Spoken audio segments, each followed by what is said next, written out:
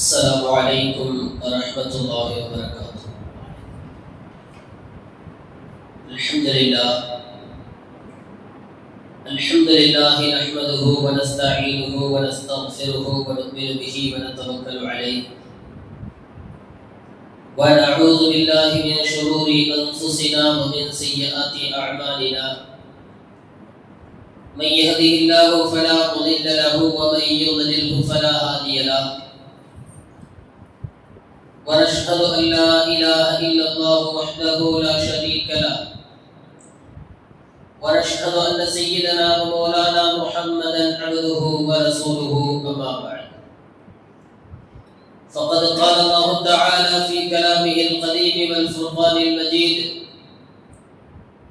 بعد أعوذ بالله من الشيطان الرجيم بفضل بسم الله الرحمن الرحيم.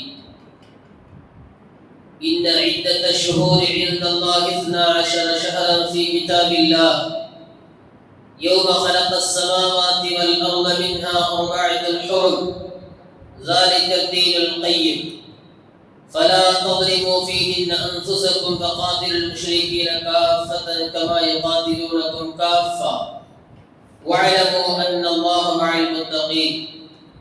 صدق الله مولانا العظيم. நிகரில்லா வாழ்வழித்து நெடுநிலத்தை காப்பதற்கு மறையளித்த இறைவனுக்கே மாண்பில்லா புகழ் அனைத்தும்.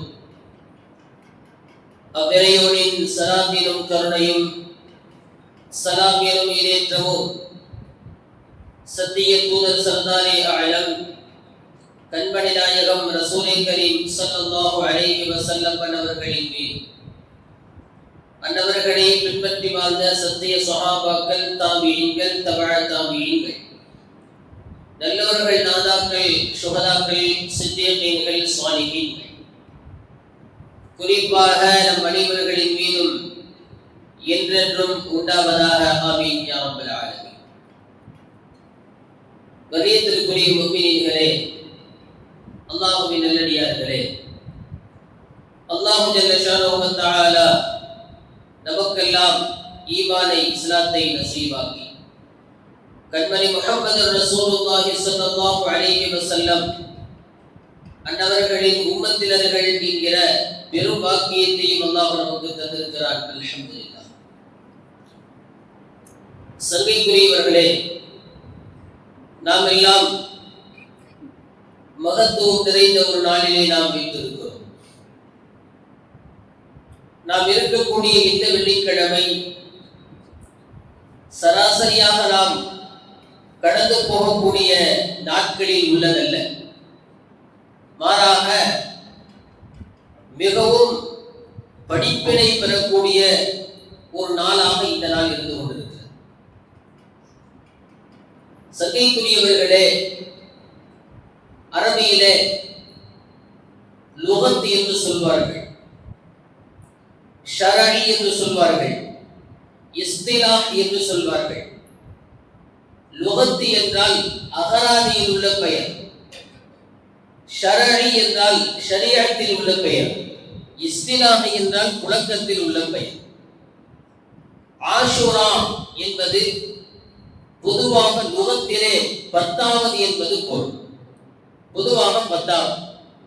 ஆனால் ஷரீஅத்திலும் இஸ்திலாஹி புழக்க பாஷையிலும் ஆஷுரா என்று சொன்னால் முஹர்ரம் மாதத்தினுடைய 10வது நாள் என்பதுதான் குறிப்பிடப்பட்டுள்ளது. நாம் இந்த ஆஷுராவுடைய 10வது நாள் இருக்கிறது, முஹர்ரம் மாதத்தினுடைய 10வது நாளான இந்த ஆஷுராவுடைய நாள் மிகவும் அர்த்தத்திற்குரிய, மிகப்பெரிய அர்த்தத்தை புரிந்திருக்கக்கூடிய ஒரு முக்கியமான நாளாக இருக்கிறது.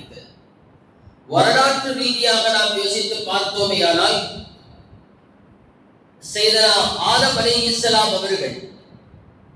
அவர்களுக்கு ஏற்பட்ட அந்த சருகுதல், நபிமார்களை பொறுத்தவரையில் தவறு செய்து விட்டார்கள் என்று நாம் சொல்லக்கூடாது. நபிமார்களை பொறுத்தவரையில் அவர்களிடத்தில் ஏதாவது குறை ஏற்பட்டிருக்குமேயானால், அதை வரலாற்றில் நாம் படித்து பார்த்தோமேயானால் நபிமார்களும் தப்பு செய்திருக்கிறார்கள் என்று பேசுவது ஒரு முஸ்லீமுக்கு அழகல்ல. அவர் சரியான முஸ்லீமாக ஒரு முஃமினாக இருக்கவே முடியாது. ஏனென்றால் பொதுவாக நபிமார்கள் என்பவர்கள், மலக்குமார்கள், நபிமார்கள் எல்லாம் மஅசூமீன்கள், பாவங்களை விட்டும் பாதுகாக்கப்பட்டவர்கள், பாவங்களை விட்டும் பாதுகாக்கப்பட்டவர்கள். அப்படியானால் நபிமார்களுக்கு ஏற்படுவது என்ன என்று சொன்னால் அதை சின்ன சருகுதல் என்று சொல்வார்கள்.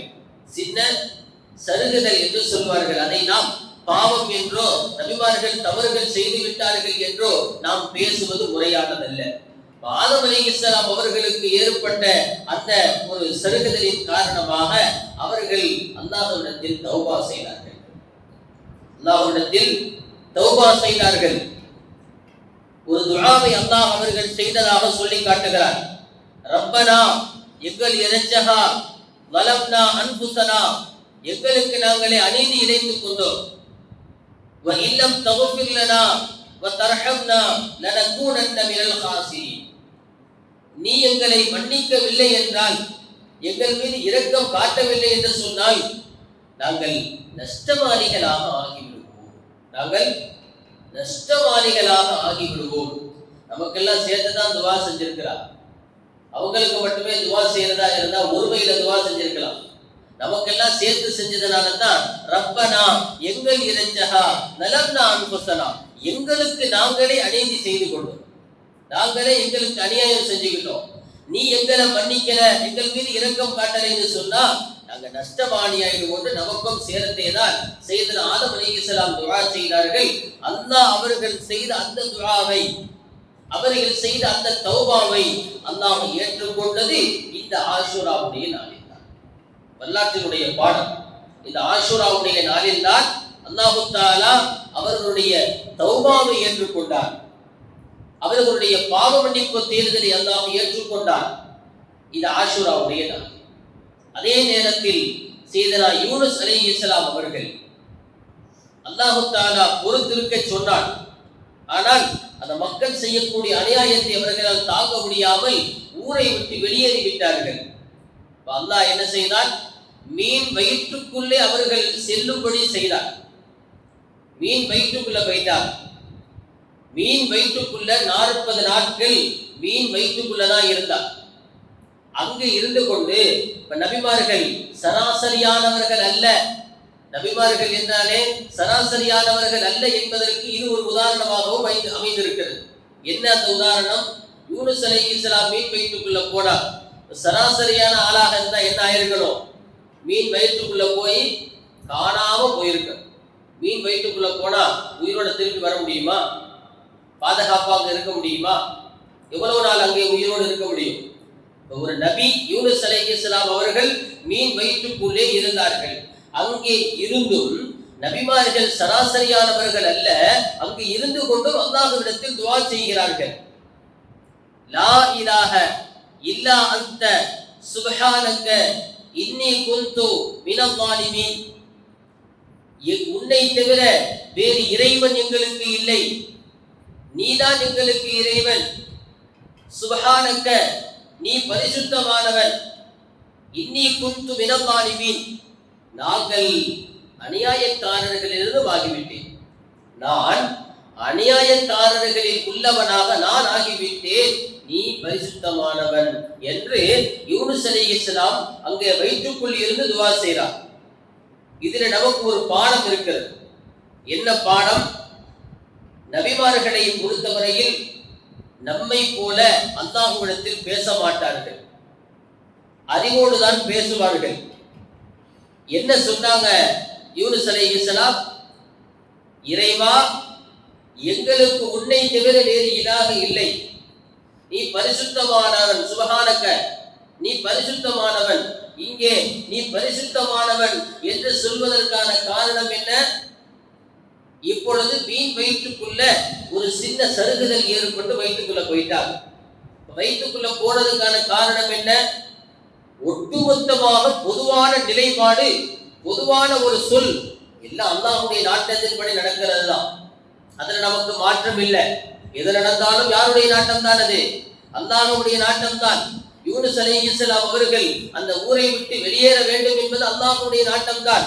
மக்கள் என்ன செய்ய வேண்டும், மீன் வயிற்றுக்குள் வீச வேண்டும் என்று நாடி இருப்பதும் அது அல்லாஹ்வுடைய நடக்க வேண்டும் என்பது அல்லாஹ்வுடைய நாட்டத்தில் உள்ளதுதான். ஆனாலும் நபிமார்கள் குறைகளை என்றைக்குமே அல்லாஹ்வின் பக்கம் சேர்க்கவே மாட்டார்கள். நபிமார்கள் இருக்கிறார்களே, குறைகளை மட்டும் அல்லாஹ்வின் பக்கம் சேர்க்கவே மாட்டார்கள். இது நமக்கு நபிமார்கள் படித்து தரக்கூடிய பாடம். நபிமார்கள் நமக்கு படித்து தரக்கூடிய பாடம். எந்த குறைகள் நடந்தாலும் அல்லாஹ்வுடைய நாட்டத்தில் நடந்து போச்சு நாம சாதாரணமாக கடந்து போயிடும். அல்லாஹ்வுடைய நாட்டம் அப்படின்னு ஒவ்வொரு தப்பையும் நாம சொல்லுவோம். வாழ்க்கையில பெரிய இடர் ஏற்பட்டிருக்கிறது, துன்பம் ஏற்பட்டிருக்கிறது, பெரிய நோய்வாய்ப்பட்டிருக்கிறோம், என்ன பண்றது, அல்லாஹ்வுடைய நாட்டம் அப்படி நாம சொல்லுவோம். என்றைக்குமே நாம் நம்மின் பக்கம் எந்த குறைகளையுமே சேர்ப்பதே கிடையாது. நம் பக்கம் நம்முடைய குறைகளை நாம் சேர்த்துக் கொள்ள வேண்டும். இப்பொழுது நான் சிரமப்பட்டு கொண்டிருப்பதற்கான காரணம் நான் தான். நான் சரியா தொழுவல, நான் சரியா துஆ செய்யல, நான் சரியா ஓதல, அல்லாஹ்வுக்கு முறையாக நான் நடந்துக்கல, வணக்க வழிபாடுகளை நான் குறை வச்சுட்டேன், அதனாலதான் இப்படி இருக்கிற நாம சொல்லியிருக்கிறோமா? நாம சொல்லுவோமா? சொன்னதே கிடையாது. ஏன்னா நாம உயர்ந்த படைப்புகள்ல, நாமெல்லாம் உயர்ந்த படைப்புகள் அப்படிங்கிறதுனால நாம என்ன சொல்றது இல்ல, குறைகளை நம்ம பக்கம் சேர்க்கிறதே இல்லை. அல்லாஹ்வை மட்டும் நாம சொல்லிட்டு விலகிடுவோம். 60-70 வருஷம் நல்லா இருப்பார், ஏதோ ஒரு வருஷம் சிரமப்படும் பொழுது என்ன செய்வார் அவரு? அல்லாஹ் இருக்கிறானா இல்லையா, கண்ணு தெரியுதா இல்லையா, பார்க்கறானா இல்லையா, இப்படி சிரமப்படுத்துறானே, என்னைய சிரமப்படுத்தி அவனுக்கு என்ன கிடைக்க போகுது, அல்லாஹ்வை திட்டக்கூடியவர்களையே நாம் பார்க்கிறோம். இப்ப நாம் யோசிக்க வேண்டும், நம் வாழ்க்கையில் ஏற்பட்டிருக்கக்கூடிய ஒவ்வொரு சிரமங்களுக்குமான காரணம் அது நாமத்தான் இருக்க முடியும், வேறு யாரும் கிடையாது. இப்ப நபிமார்களிடமிருந்து இந்த பாடத்தை நாம் கற்றுக்கொள்கிறோம். இந்த நாளில் யூனுஸ் அலைஹிஸ்ஸலாம் அவர்கள் மீன் வயிற்றுக்குள் சென்றாலும் அங்கே அல்லாஹ்வை திக்ர் செய்யக்கூடியவர்களாகவே இருந்திருக்கிறார்கள். மிகப்பெரிய நெருக்கடியான சூழ்நிலை ஏற்படுகிற போது நாம இந்த கலிமாவை சொல்லி நாம துஆ செஞ்சா அந்த துஆ ஏற்றுக்கொள்ளப்படும் என்பதை நாம் ஹதீஸ் ஷரீஃப்களின் மூலமாக நாம் பார்க்கிறோம். ரொம்ப நெருக்கடி, மீன் வயிற்றுக்குள் இருப்பது என்பது சாதாரண விஷயமா? விசாலமான இடமா? அது எல்லா சௌகரியங்களும் உள்ள இடமா? ரொம்ப நெருக்கடியான இடம், கேள்விக்குறியான இடம். எந்த நேரத்திலும் எந்த நொடியிலும் உயிர் பிரியக்கூடிய முகாந்திரம் இருக்கிறது.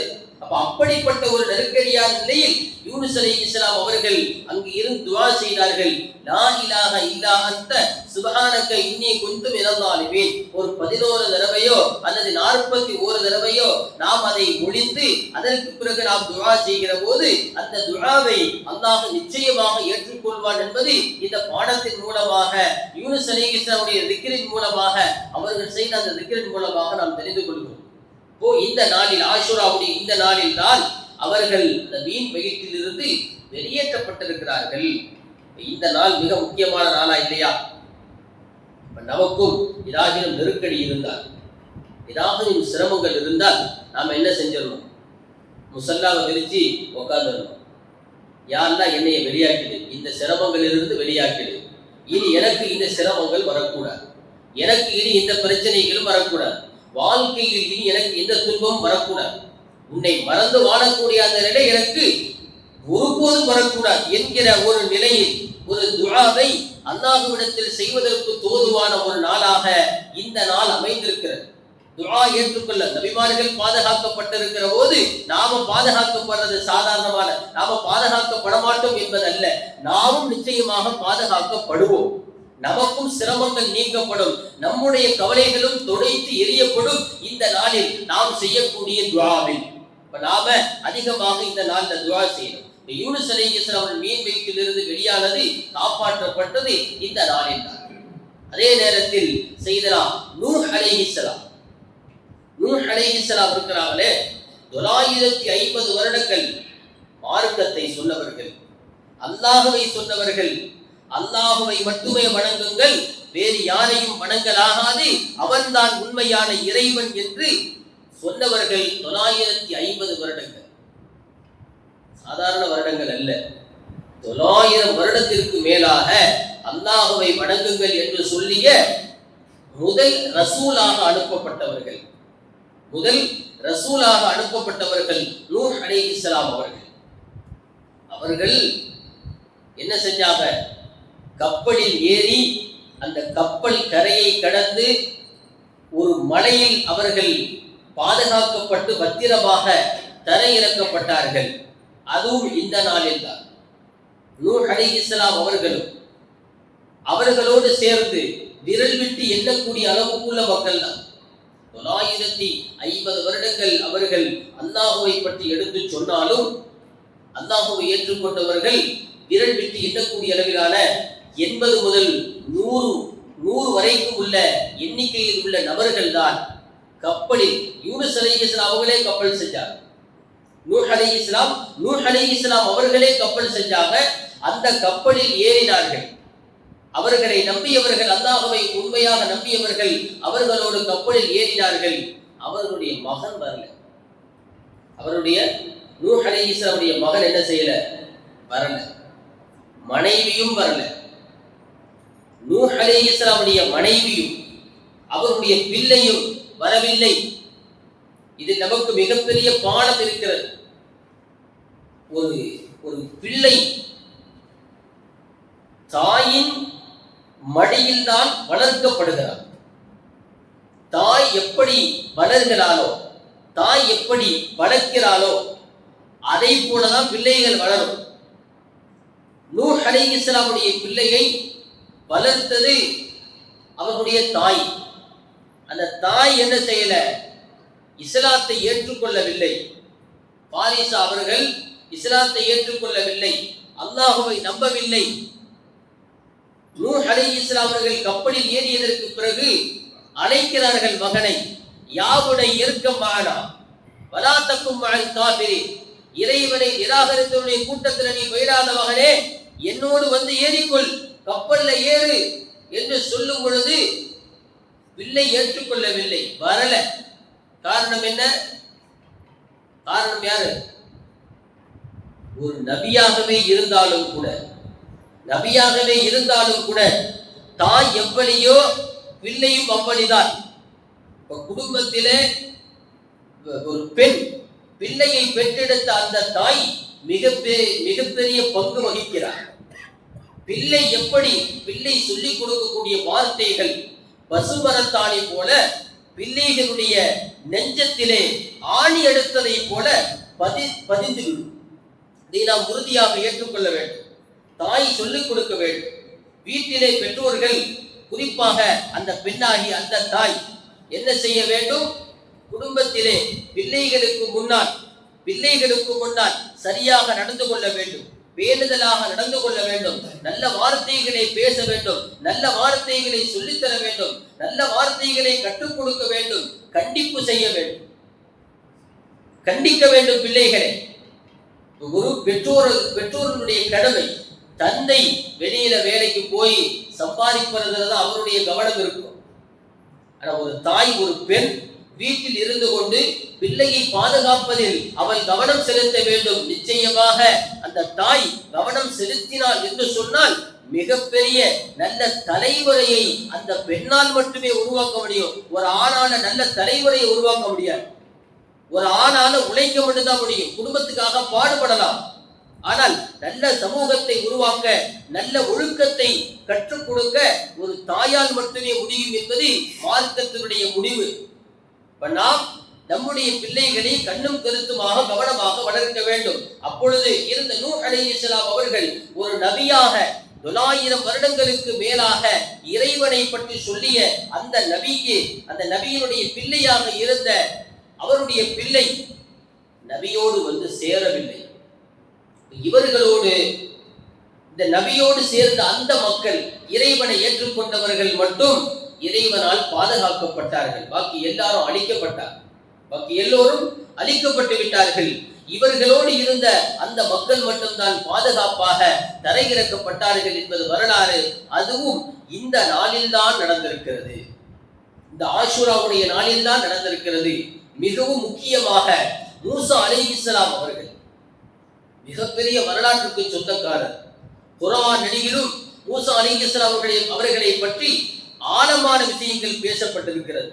மிகவும் படிப்பினைக்குரிய மிகப்பெரிய சம்பவமாக குர்ஆனில் குறிப்பிடப்பட்டிருக்கிறது மூசா அலைஹிஸ்ஸலாமுடைய வரலாறுகள். மூசா அலைஹிஸ்ஸலாம் அவர்களும் அவர்களுடைய சந்ததியினர்களும் அவர்களுடைய சமூகத்தார்கள் பாதுகாக்கப்பட்டது இந்த நாள். இந்த நாளில்தான் மூசா அலைஹிஸ்ஸலாம் அவர்கள் பாதுகாக்கப்பட்டார்கள். அவர்களோடு சேர்ந்து உள்ளவர்கள் பாதுகாக்கப்பட்டார்கள், பத்திரமாக பாதுகாக்கப்பட்டார்கள். ஃபிரௌனுடைய கூட்டத்தார்கள், கிபித்திகள் என்று சொல்வார்கள், அந்த கூட்டத்தார்கள் தண்ணீரில் மூழ்கடிக்கப்பட்டார்கள். பிள்ளைகள் கொஞ்சம் தொப்பி போட்டுருங்க, தொப்பி இல்லாம உட்கார்ந்து. கிபித்திகள் ஃபிரௌனுடைய அந்த கூட்டத்தார்கள் தண்ணீரில் மூழ்கடிக்கப்பட்டு அவர்கள் அழிக்கப்பட்டது இந்த ஆஷூராவுடைய நாளில்தான். மிகப்பெரிய வரலாற்றுக்கு சொந்தமான இந்த நாள், மிகப்பெரிய அர்த்தத்தை பொதிந்திருக்கக்கூடிய இந்த மகத்துவம் மிக்க நாள். இதிலிருந்து நாம் படிப்பினைகள் பெற வேண்டும். ஒரு பக்கம் நபிமார்கள் பாதுகாக்கப்பட்ட ஒரு மகிழ்ச்சியான ஒரு நிகழ்வுகள் இந்த நாளிலே நடந்திருக்கிறது. அதே போல நபிமார்களுக்கு எதிரானவர்கள் இந்த நாளில் அழிக்கப்பட்டிருக்கிறார்கள். அதுவும் நமக்கு மிகப்பெரிய சந்தோஷத்திற்குரிய விஷயம். அதே நேரத்தில் மிகப்பெரிய விஷயம் என்ன அப்படின்னு சொன்னா, நபி ஸல்லல்லாஹு அலைஹி வஸல்லம் அவர்களுடைய பேரப்பிள்ளையான ஹுசைன் ரலியல்லாஹு அன்ஹு அவர்கள் கர்பலா என்கிற அந்த இடத்தில் வைத்து மிக கொடூரமாக கொல்லப்பட்ட மோசமான ஒரு நிலைக்கு உட்படுத்தப்பட்ட ஒரு நாள். இது சந்தோஷப்படுற நாளா துக்கத்திற்குரிய நாளா என்பது பேச்சல்ல. இங்கே நாம சந்தோஷப்படுவது துக்கப்படுவதற்காக அல்ல, இது சிந்தித்து செயல்படுவதற்குண்டான நாள். படிப்பினை பெற வேண்டிய விஷயங்களில் படிப்பினை எடுத்துக்கொள்ள வேண்டும். இது போன்ற சோகமான நிகழ்வுகளை எண்ணி வருத்தப்பட வேண்டும். வருத்தம் வர வேண்டுமா இல்லையா? இன்றைக்கு வாழைப்பழத்துல ஊசியை நுழைப்பதை போல சில கருத்துக்கள் என்ன செய்யப்படுது? போஸ்டர்களின் மூலமாக வெளிப்படுத்தப்படுது. போஸ்டர்களின் மூலமாக இதை பற்றி நாம் இப்படி நினைக்க கூடாது, அதை நாம் அப்படி பேசக்கூடாது, இதை பற்றி நினைச்சாலே துக்கத்திற்குரிய நாடு அர்த்தமா? துக்கத்தை எண்ணி சிலர்கள் செய்கிறார்கள் அல்லவா, அது நமக்குரிய அசல் அல்ல, அதுக்கும் நமக்கு சம்பந்தம் இல்லை. பஞ்சா என்கிற பெயர்ல சென்னை பக்கம்லாம் போனா பார்க்கலாம். பஞ்சா என்கிற பெயரில் இமாம் ஹசன் ஹுசைன் என்கிற பெயரை முடித்தவாறு என்ன செய்வார்கள்? மீனில் இடித்துக் கொள்வார்கள், கன்னத்தில் அரைந்து கொள்வார்கள், சட்டைகளை பிடித்துக் கொள்வார்கள். இதையெல்லாம் நாம் பார்ப்போம். பஞ்சா என்று அஞ்சி என்ன அஞ்சி? ஒன்று ரசூல் ஸல்லல்லாஹு அலைஹி வஸல்லம், அடுத்து அலி ரலியல்லாஹு அன்ஹு, ஃபாத்திமா அம்மா, ஹசன் ஹுசைன் ரலியல்லாஹு அன்ஹுமா, 5 பேரை ஞாபகப்படுத்துறோங்கிற பெயரில் அவர்கள் செய்யக்கூடிய விஷயங்கள் அதற்கும் இஸ்லாத்திற்கும் சம்பந்தமே இல்லை. அதற்கும் இஸ்லாத்திற்கும் எந்த ஒரு எல்லளவும் சம்பந்தம் இல்லை. அதே நேரத்தில் அவர்களை நினைத்து பார்ப்பது நம்முடைய கடமை. அவங்க நினைக்கிற விதம் வேறு. அதனால நாம நினைக்கிறோங்கிறதுக்காக நாமளும் அவர்கள மாதிரி என்கிற அர்த்தம் என்பது மிக மோசமான கருத்து. வித்தியாசமான கருத்துக்கள் இன்றைக்கு சமூகத்தில் போஸ்டர்களின் மூலமாக, ஸ்டேட்டஸ், வாட்ஸ்அப் ஸ்டேட்டஸ்களின் மூலமாக, சின்ன சின்ன ஷார்ட் வீடியோஸ் யூடியூப்ல பாக்குறோம். அதை பேசி நாம அந்த மாதிரி நினைக்க கூடாது, அது துக்க நாள் இல்ல, அப்படி நினைச்சா துக்க நாள் என்று சொல்லி வரலாற்றை மாற்றுகிறார்கள். இது வரலாற்றை மாற்றக்கூடிய நிகழ்வுகள் இங்கே நடந்து கொண்டிருக்கிறது. கர்பலாவை நினைத்தால் கல்லும் கரையும் என்று சொல்லுவார்கள். ஏன் அப்படி ஒரு நிகழ்வு? அது நபி ஸல்லல்லாஹு அலைஹி வஸல்லம் பேர பிள்ளை கொடூரமாக கொல்லப்பட்டார்கள். சாதாரணமாக கொல்லப்படல, கொடூரமாக கொல்லப்பட்டார்கள். வரலாற்றை எடுத்து நம்ம படிச்சு பார்க்கணும், என்ன நிகழ்வுகள் நடந்தது. அதை நினைத்து ஒரு தூண்ல சாஞ்சி தலையில கைய வச்சு அல்லது கன்னத்துல கைய வச்சு உட்கார்ந்து இன்னைக்கு ஃபுல்லா நாம சோகமா உட்கார்ந்து இருக்கணும், அழுவணும் என்று மார்க்கம் சொல்லல. அதை நினைத்து வருத்தம், கவலைகள் உள்ளத்தில் இருக்க வேண்டும். நிச்சயமாக எந்த ஒரு மனிதனும் அதை நினைத்து பார்க்கிற போது கண்ணீர் வடிக்காமல் இருக்கவே மாட்டான். அப்ப அந்த கண்ணீர் வடிப்பதற்கு சொந்தக்காரர்களாக நாம் இருக்கிறோம்.